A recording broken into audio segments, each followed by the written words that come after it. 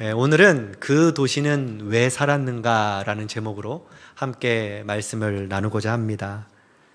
지금까지 역사적으로 수많은 나라들이 세워졌고 망했습니다. 그 가운데 수많은 도시들이 일어났고 사라졌습니다. 지금은 존재하지 않지만 우리의 기억 속에 남아있는 멸망한 도시들이 참 많습니다. 그 중에서도 유명한 도시들이 몇 개 있죠. 고대 로마 도시였던 폼페이라는 도시라든지, 아니면 나바테아 왕국이 세웠던 페트라라는 도시, 또 잉카 문명의 수도였던 마추픽추 같은 도시들은 지금도 많은 사람들이 회자하고 있는 도시입니다. 하지만 한순간에 역사 속으로 사라지고 말았죠. 역사학자들이 이 도시가 왜 사라졌는가 여러 가지 연구를 했고, 그로 인해서 큰 변화가 이 도시 안에 있었다라고 평가합니다. 자연 환경이 변화했다던가, 나라 간의 전쟁이 일어났다든지, 아니면 질병과 같은 문제들로 인해서 이 도시들이 사라졌다라고 평가를 합니다. 이것이 도시를 바라보는 일반 사람들, 또 역사학자들의 관점입니다. 그리고 이러한 관점으로 성경에 나타난 도시들도 동일하게 바라보죠. 성경에도 방금 말씀드린 도시와 비슷한 도시들이 있습니다. 지금은 역사 속으로 사라지고 없어졌지만 여전히 비슷한 소용돌이에 휘말린 도시들이 존재하죠. 여러분들이 잘 아실 겁니다. 소돔과 고모라라든지, 아니면 여리고라든지, 또 람세스나 멤피스 같은 도시들은 결국 역사 속으로 사라지고 말았습니다. 똑같이 일반 역사가들은 이 도시들을 동일하게 바라봅니다. 수많은 자연 환경의 재앙으로 말미암아 소돔과 고모라가 멸망당했다. 전쟁으로 인해서 여리고성이 무너졌다. 또 유대인들의 탈출과 10가지 재앙으로 인해서 람세스와 멤피스 같은 도시들이 쇠락의 길을 걸어갔다. 이것이 일반 역사가들의 관점입니다. 하지만 우리는 좀 다르게 보죠. 우리는 단지 그 도시가 이러한 문제 때문에 사라졌다라고만 보지는 않습니다. 분명히 그 도시가 사라지게 된 결정적인 이유가 있죠. 하지만 우리는 그 결정적인 이유, 그 너머에 있는 하나님이 그 도시를 사라지게 하신 의도를 보는 사람들입니다. 우리는 신앙 안에서 성경을 보기 때문에 그 안에서 하나님의 뜻을 발견해야 하고 하나님의 뜻을 이해해야 하는 것이죠. 그래서 단지 도시의 흥망성쇠만을 보는 것이 아니라 그 도시가 일어나고 망하기까지 하나님은 어떠한 놀라운 계획을 갖고 계신가를 바라보는 것이 우리의 관점입니다. 그리고 이것은 하나님을 믿고 따르는 그리스도인들만 해석할 수 있는 영역입니다. 성경에는 수많은 도시들이 등장했고 사라졌습니다. 그리고 그런 도시들을 성경은 낱낱이 기록하고 있습니다. 당연히 그 도시들을 우리에게 소개하는 이유가 있겠죠. 그 중에서 저는 한 도시를 여러분들과 함께 나누고 싶습니다. 바로 니느웨라는 도시입니다. 수많은 도시들이 성경에 존재하지만 그래도 이 구원의 관점에서 가장 선명하게 보여주는 도시가 있다면 저는 니느웨가 아닐까 생각을 합니다.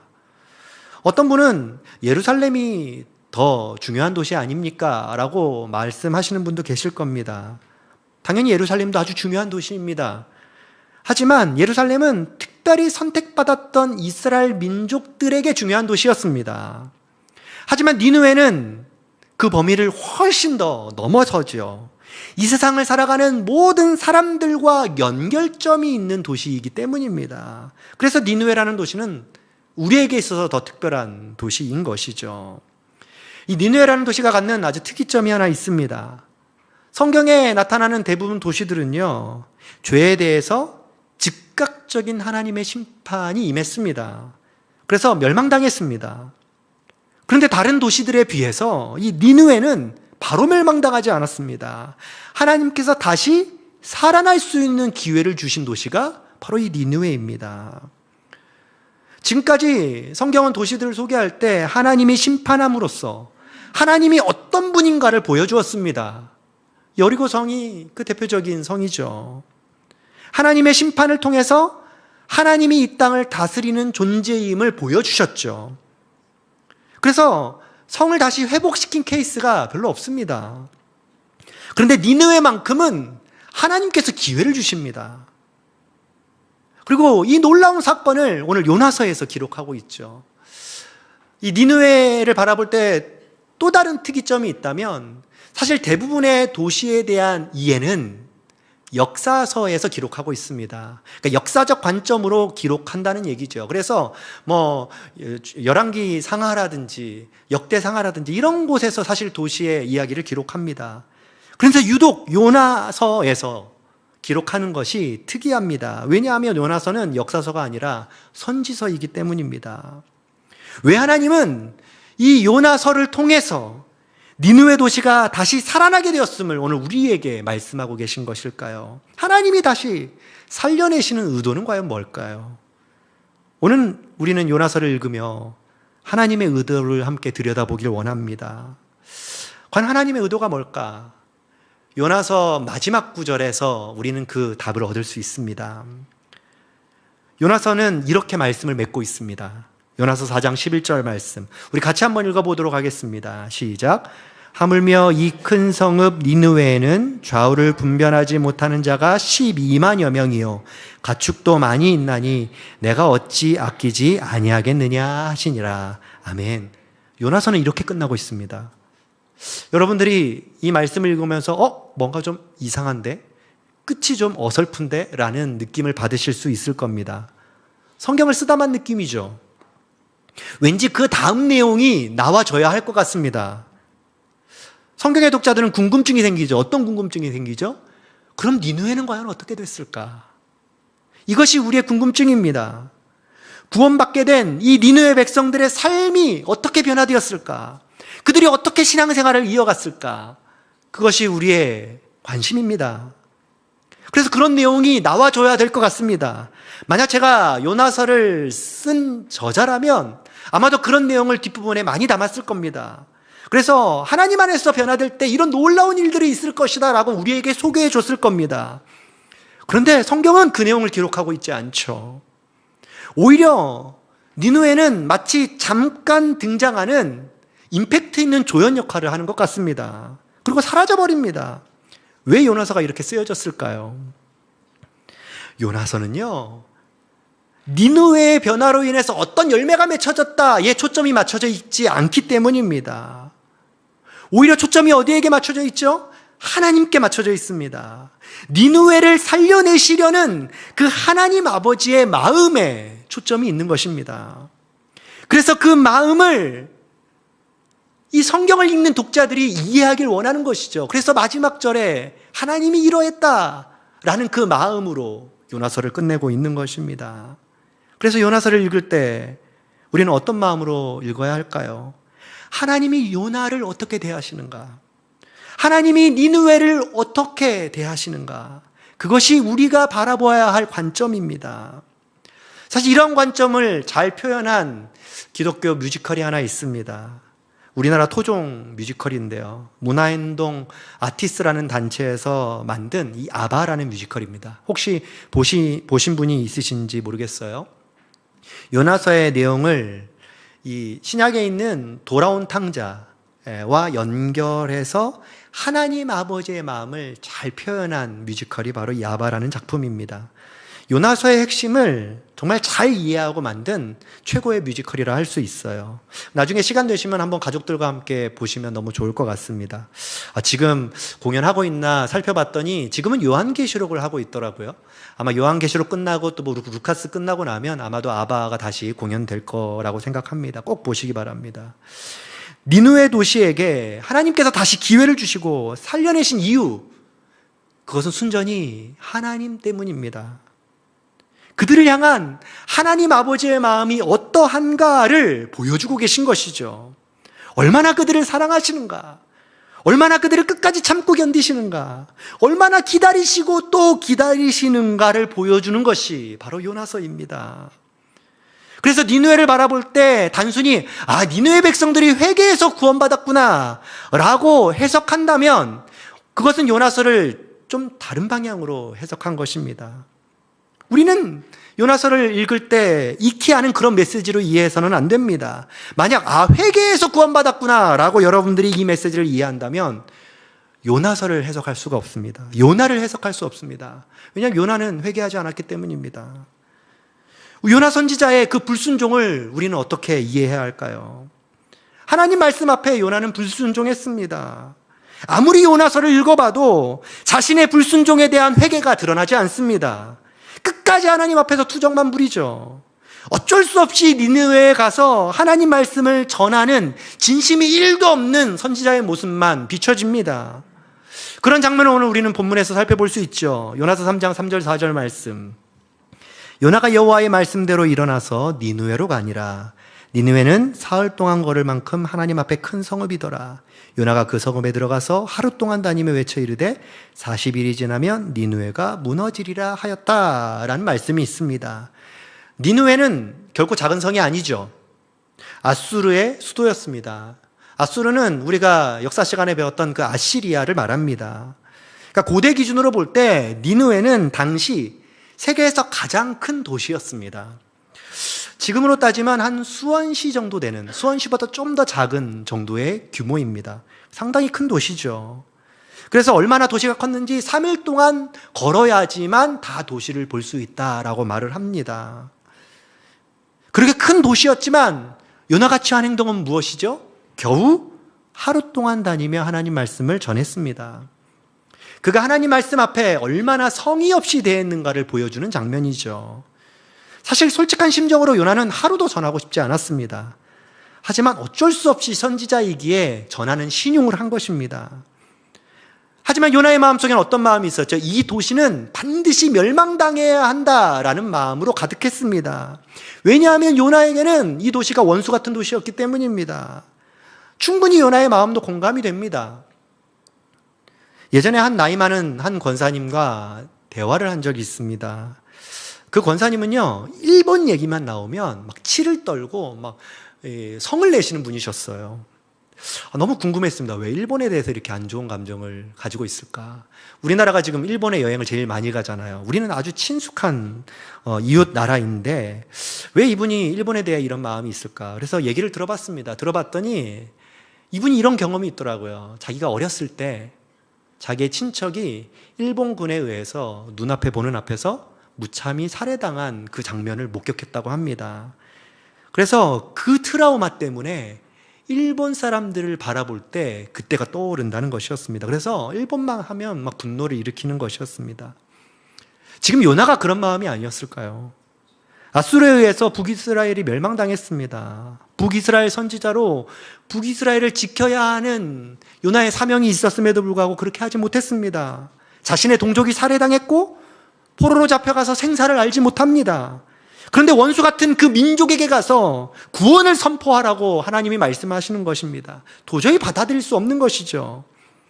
그럼에도 불구하고 요나는 선지자입니다. 선지자이기에 마땅히 전해야 하는 사명이 있죠. 선지자는 하나님 말씀을 있는 그대로 전해야 하는 사명이 있기 때문입니다.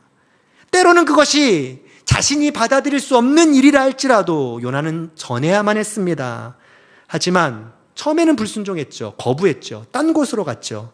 하지만 어쩔 수 없이 하나님 앞에 질질 끌려와서 3일 동안 전해야 함에도 불구하고 겨우 하루 전하면서 불평하는 요나의 모습.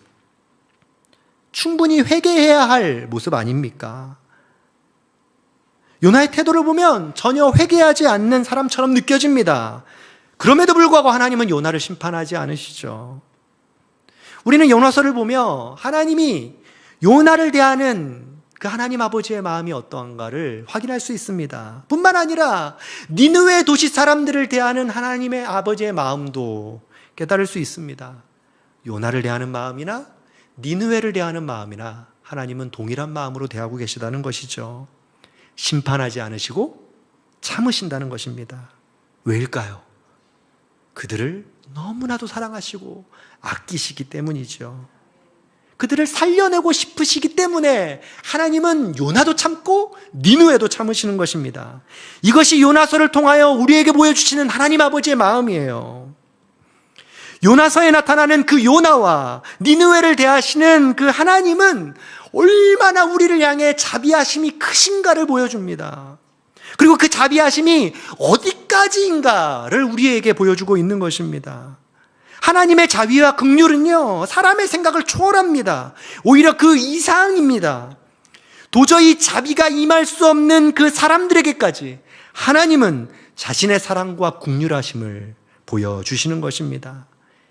이 세상의 그 어떤 자비의 기준, 사람마다 만들어 놓은 그 자비의 기준을 완전히 무너뜨리십니다.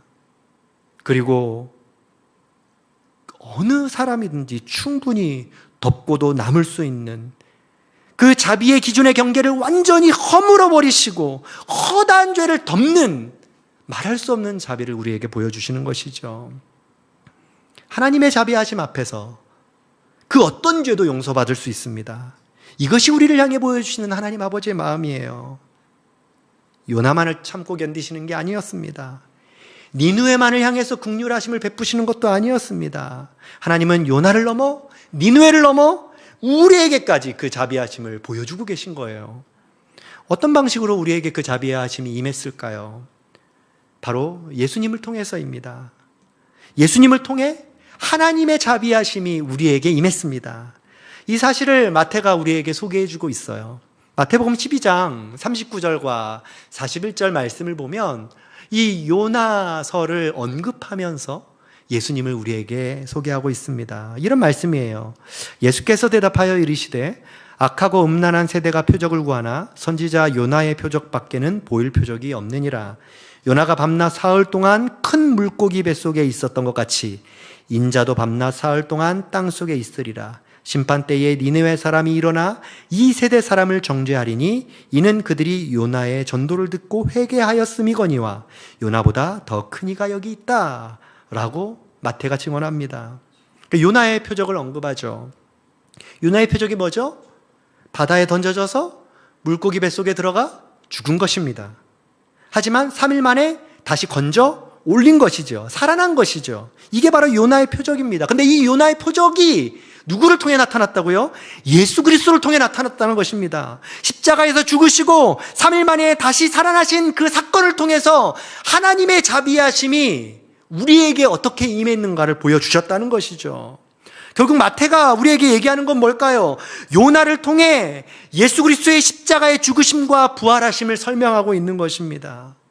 마땅히 심판받아야 하지만 하나님의 자비하심으로 다시 사는 기회를 얻었던 니느웨 백성처럼, 요나처럼 우리도 마땅히 심판받아야 하지만, 마땅히 죽어야 하지만 하나님의 자비하심으로 예수님을 통해 다시 사는 기회를 얻게 되었음을 선언하고 있는 것입니다. 그렇게 하나님의 자비하심이 예수님을 통해서 우리에게 완성된 것이죠. 하나님의 자비하심은 예수님을 통해 우리에게 보여졌고 결국 우리를 살려내는 은혜가 되었습니다.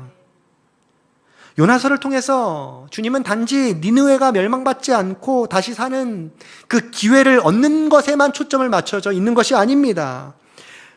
하나님께서는 요나서를 발판 삼아 예수님을 통해 온 세상이 멸망하지 않고 다시 사는 기회를 얻게 되었다라는 것을 말씀하고 계신 것입니다. 그래서 마태는 요나보다 더 큰 이가 여기 있다. 그분이 바로 예수님이시다 라고 선포하고 있는 것이죠. 요나를 통해 시작된 하나님의 자비와 긍휼은 요나를 넘어 니느웨를 살렸고 니느웨를 넘어 예수 그리스도를 통해 우리를 살렸습니다. 우리가 예수님으로 인해 다시 살아났다는 것은 하나님의 자비하심이 여러분들의 삶 가운데 임하고 있다는 증거입니다. 이미 우리 안에는 하나님의 자비하심이 있어요. 그것을 믿고 확신하며 살아가시기 바랍니다. 그러기에 이제 우리는 주님이 보여주신 그 자비하심을 따라 살아갈 수 있고 그 자비하심의 삶을 살아낼 수 있습니다. 더 나아가서 다른 사람을 살려내는 영적 교량의 역할을 감당할 수 있습니다. 혹시 이 말을 들을 때 의구심이 생깁니까? 나는 그렇게 잘 준비된 사람이 아닌데요. 전 성품도 좋지 못한데요. 저는 신앙생활한 지 아직 얼마 되지 않았는데요. 저는 아직 믿음도 연약한데요. 저는 정말 하나님 앞에서 부끄러운 것이 많은데요. 이런 생각을 하며 정말 내가 그런 사명을 감당할 수 있습니까? 라고 의심을 하는 분이 계십니까? 그럼 요나를 바라보시기 바랍니다. 요나는 하나님 앞에 어떤 사람이었습니까? 완벽한 사람이었습니까? 그렇지 않죠. 불완전한 존재였습니다. 불순종의 사람이었습니다. 자신의 의지를 굽히지 않은 사람이었습니다. 그럼에도 불구하고 하나님은 요나를 통해 니느웨 백성들을 살려내었습니다. 요나가 물고기 뱃속에 들어가서 변화되었기 때문에 니느웨 백성이 살아난 것이 결코 아닙니다. 하나님이 그를 살려주셔서 선지자의 사명을 주셨음에도 불구하고 여전히 요나는 자기중심적인 사람이었습니다. 니느웨에게는 자비가 임해서는 결코 안 된다라고 끝까지 포기하지 않았던 사람입니다. 당연히 멸망당해야 한다라고 여겼던 사람이 요나입니다. 그런 요나를 하나님은 사용하셨습니다. 하나님의 자비하심은요, 요나의 기준을 뛰어넘어 일하십니다. 오히려 불완전했던 요나를 놀랍게도 하나님은 통로로 사용하신다는 거예요. 니느웨를 살려내신다는 거예요. 그리고 하나님은 여기서 이 이야기를 끝내지 않으십니다.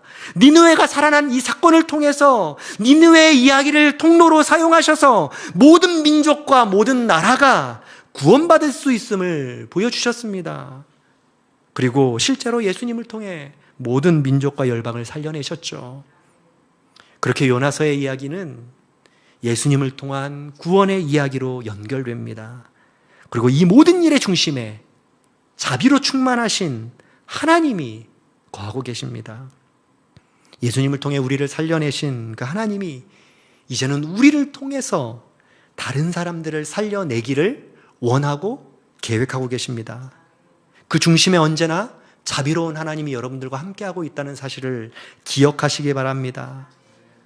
우리도 요나처럼 니느웨 백성들처럼 불완전한 사람들입니다.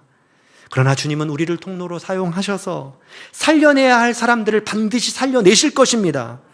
그러기에 우리는 이 세상에 살아가면서 아무 의미 없이 존재하는 사람들이 아니라는 것을 여러분들 기억하시기 바랍니다. 하나님은 우리를 또 다른 누군가를 살려내는 복음의 통로로, 구원의 통로로 반드시 사용하실 것입니다. 생명을 살려내는 이 귀한 일에 우리를 참여시키시고 그 생명 얻는 기쁨을 누리게 하실 것입니다.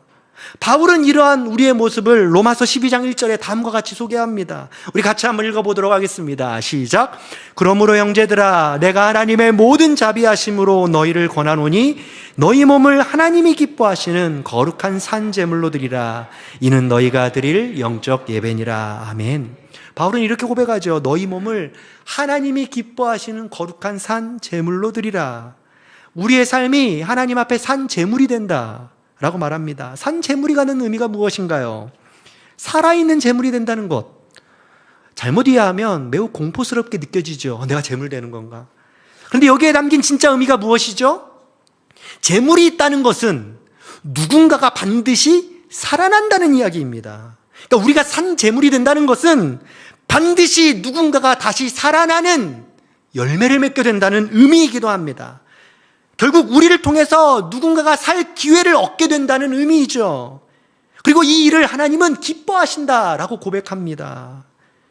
그리고 이러한 삶이 우리가 살아가는 삶이고 우리가 살아가는 이 삶을 하나님은 예배하는 삶이라고 말하고 있습니다. 동탄우리는교회가 꿈꾸는 성도의 모습은 일상이 예배하는 삶을 살아가는 것입니다. 우리가 교회되는 진짜 모습이죠. 그런데 바울은 이러한 삶을 우리가 살아낼 수 있다라고 고백합니다.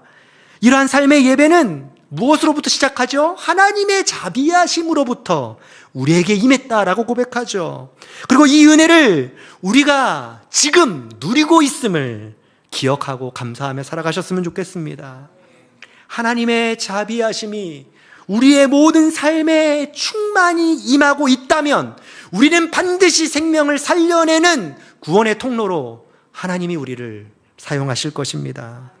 우리를 통해 내 주변에 있는 그 누군가가 살아나는 기쁨을 반드시 경험하게 해 주실 것입니다. 그 도시를 살려내었던 하나님의 의도를 기억하며 우리도 하나님과 함께 살려내는 그 삶에 함께 동참하며 그렇게 우리의 삶이 하나님이 기뻐 받으시는 삶의 예배가 되기를 주님의 이름으로 소망합니다. 함께 기도하겠습니다. 자비로우신 하나님 아버지, 멸망받아야 할 니느웨를 살려주시고 불순종한 요나조차도 끝까지 참아내신 그 주님의 마음을 오늘 말씀을 통해서 다시 기억하게 하시니 감사합니다. 우리 역시 니느웨와 같았고 우리 역시 요나와 같은 자였지만 그럼에도 불구하고 자비하심으로 예수님을 통해 새 생명을 주셨음을 고백합니다. 우리가 받은 그 사랑을 기억하며 살아가게 하여 주옵소서. 우리의 삶이 하나님이 기뻐하시는 거룩한 산 제물이 되어 생명을 살려내는 예배하는 삶을 살게 하여 주옵소서.